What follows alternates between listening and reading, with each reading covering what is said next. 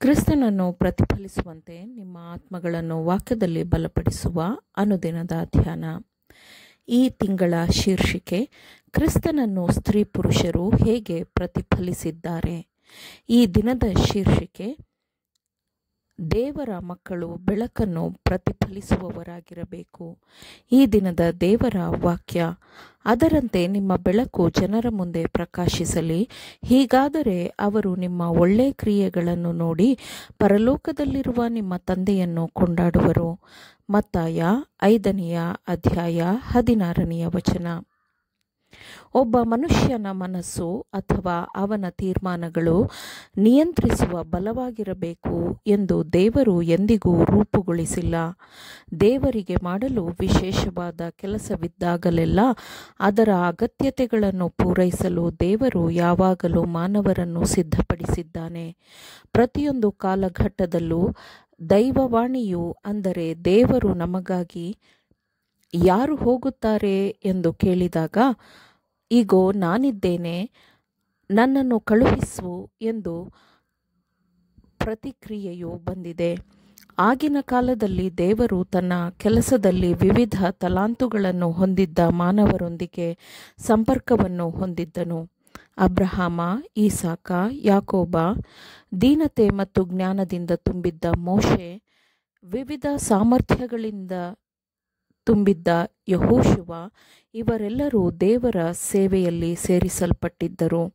ಮಿರಿಯಮಳ ಸಂಗೀತ, ದೆಬೋರಾಳ ಧೈರ್ಯ ಮತ್ತು ಧರ್ಮನಿಷ್ಠೆ, ರೂತಳ ಪ್ರೀತಿ, ಸಮುವೇಲನ ವಿಧೇಯತೆ ಮತ್ತು ನಿಷ್ಠೆ, ಇವೆಲ್ಲವೂ ದೇವರ ಸೇವೆಯಲ್ಲಿ ಅಗತ್ಯವಾಗಿತ್ತು. ಕಟ್ಟುನಿಟ್ಟಿನ ಗುಣಸ್ವಭಾವದವನಾಗಿದ್ದ ಎಲೀಯನಿಂದ ತಕ್ಕ ಸಮಯದಲ್ಲಿ ಇಜಬೇಲಳ ಮೇಲೆ ತೀರ್ಪು ನೀಡಲು ದೇವರು ಎಲೀಯನನ್ನು ಬಳಸಿದನು. ಪರಲೋಕದ ಉಡುಗೊರೆಗಳ ಆಶೀರ್ವಾದಗಳನ್ನು ಬಳಸದವರಿಗೆ ದೇವರು ತನ್ನ ಪರಿಶುದ್ಧಾತ್ಮನನ್ನು ನೀಡುವುದಿಲ್ಲ.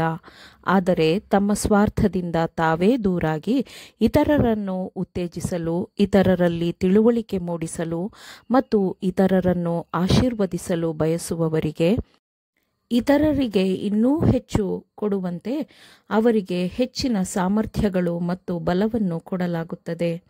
ಅವರು ಹೆಚ್ಚು ಬೆಳಕನ್ನು ಇತರರಿಗೆ ಕೊಟ್ಟಷ್ಟು ಅವರು ಅತಿ ಹೆಚ್ಚಿನ ಬೆಳಕನ್ನು ಪಡೆದುಕೊಳ್ಳುತ್ತಾರೆ. ಎಲ್ಲ ಕಾಲದಲ್ಲೂ ತಮ್ಮಲ್ಲಿದ್ದ ಕ್ರಿಸ್ತನ ಆತ್ಮವು ನಿಜವಾದ ದೇವರ ಮಕ್ಕಳನ್ನು ಅವರವರ ಪೀಳಿಗೆಯಲ್ಲಿ ಜನರ ಬೆಳಕನ್ನಾಗಿ ಮಾಡಿದೆ. ಯೋಸೇಫನು ಐಗುಪ್ತ ದೇಶದಲ್ಲಿ ಬೆಳಕನ್ನು ಪ್ರತಿಫಲಿಸುವವನಾಗಿದ್ದನು. ತನ್ನ ಪರಿಶುದ್ಧತೆ, ದಯೆ ಮತ್ತು ನಿಷ್ಠೆಯ ಪ್ರೀತಿಯಲ್ಲಿ ಅವನು ವಿಗ್ರಹಾರಾಧಕರ ದೇಶದಲ್ಲಿ ಕ್ರಿಸ್ತನನ್ನು ಪ್ರತಿನಿಧಿಸಿದನು. ಐಗುಪ್ತ ದೇಶದಿಂದ ವಾಗ್ದಾನದತ್ತ ದೇಶಕ್ಕೆ ಇಸ್ರಾಯೇಲರು ಹೋಗುತ್ತಿದ್ದಾಗ ಅವರಲ್ಲಿನ ನಿಜವಾದ ಹೃದಯವುಳ್ಳವರು ಸುತ್ತಲಿನ ದೇಶದವರಿಗೆ ಬೆಳಕಾಗಿದ್ದರು. ಅವರ ಮೂಲಕ ದೇವರು ಲೋಕಕ್ಕೆ ಪ್ರಕಟಗೊಂಡನು. ಬಾಬಿಲೋನಿನಲ್ಲಿ ದಾನಿಯೇಲನು ಮತ್ತು ಅವನ ಜೊತೆಯವರು ಮತ್ತು ಪಾರಸೀಯ ದೇಶದಲ್ಲಿ ಮೊರ್ದೆಕೈ, ಇವರುಗಳು ರಾಜರ ಆಸ್ಥಾನಗಳಲ್ಲಿದ್ದ ಕತ್ತಲೆಯ ನಡುವೆ ಬೆಳಕಿನ ಕಿರಣಗಳಾಗಿ ಹೊಳೆಯುತ್ತಿದ್ದರು. ಅದೇ ರೀತಿಯಲ್ಲಿ ಕ್ರಿಸ್ತನ ಶಿಷ್ಯರು ಪರಲೋಕದ ಕಡೆಗಿನ ಮಾರ್ಗದಲ್ಲಿ ಅವರು ಬೆಳಕನ್ನು ಪ್ರತಿಫಲಿಸುವವರಾಗಿದ್ದರು. ದೇವರ ಬಗ್ಗೆ ತಪ್ಪು ಗ್ರಹಿಕೆಯ ಕತ್ತಲೆಯು ಆವರಿಸಿರುವ ಲೋಕದಲ್ಲಿ ಕ್ರಿಸ್ತನ ಶಿಷ್ಯರ ಮೂಲಕ ತಂದೆಯ ಕೃಪೆ ಮತ್ತು ಒಳ್ಳೆಯತನಗಳು ಪ್ರಕಟಗೊಳ್ಳುತ್ತವೆ. ಅವರ ಒಳ್ಳೆಯ ಕೆಲಸಗಳನ್ನು ನೋಡುತ್ತಾ ಪರಲೋಕದ ತಂದೆಯನ್ನು ಮಹಿಮೆಪಡಿಸಲು ಇತರರು ನಡೆಸಲ್ಪಟ್ಟರು. ಯಾಕಂದರೆ ಭೂಪರಲೋಕಗಳ ಸಿಂಹಾಸನದ ಮೇಲೆ ದೇವರಿದ್ದಾನೆ, ಅವನ ಗುಣಸ್ವಭಾವವು ಹೊಗಳಿಕೆಗೆ ಮತ್ತು ಅನುಕರಣೆಗೆ ಅರ್ಹವಾಗಿದೆ ಎಂಬುದು ಸ್ಪಷ್ಟವಾಗಿತ್ತು. ಹೃದಯದಲ್ಲಿ ಪ್ರಜ್ವಲಿಸುವ ದೈವಿಕ ಪ್ರೀತಿ ಮತ್ತು ಜೀವನದಲ್ಲಿ ಪ್ರಕಟವಾದ ಕ್ರಿಸ್ತನಂತಹ ಸಾಮರಸ್ಯದ ಗುಣ, ಇವು ಲೋಕದ ಜನರಿಗೆ ನೀಡಲಾದ ಪರಲೋಕದ ಒಂದು ಸಣ್ಣ ತುಣುಕಿನ ನೋಟವಾಗಿದ್ದು, ಅವರು ಅದರ ಶ್ರೇಷ್ಠತೆಯನ್ನು ಮೆಚ್ಚಬಹುದು, ಅನುಭವಿಸಬಹುದು. ಹೀಗೆ ದೇವರು ನಮ್ಮಲ್ಲಿಟ್ಟಿರುವ ಪ್ರೀತಿಯನ್ನು ನಾವು ನಂಬಲು ನಡೆಸಲ್ಪಡುತ್ತೇವೆ ಎಂದು ವಾಕ್ಯವು ಹೇಳುತ್ತದೆ. ಹೀಗೆ ಒಮ್ಮೆ ಪಾಪಿಯೂ ಮತ್ತು ಭ್ರಷ್ಟನೂ ಆದವನ ಹೃದಯವನ್ನು ಶುದ್ಧೀಕರಿಸಲಾಗುತ್ತದೆ ಮತ್ತು ಮಾನಸಾಂತರಗೊಳಿಸಲಾಗುತ್ತದೆ ಮತ್ತು ದೇವ ಪ್ರಭಾವದ ಸಮಕ್ಷಮದಲ್ಲಿ ನಿಮ್ಮನ್ನು ನಿರ್ದೋಷಿಗಳನ್ನಾಗಿ ಹರ್ಷದೊಡನೆ ನಿಲ್ಲಿಸುವುದಕ್ಕೆ ಪ್ರಸ್ತುತಪಡಿಸಲು ಅದು ಸಿದ್ಧಗೊಳಿಸುತ್ತದೆ. ಆಮೇನ್.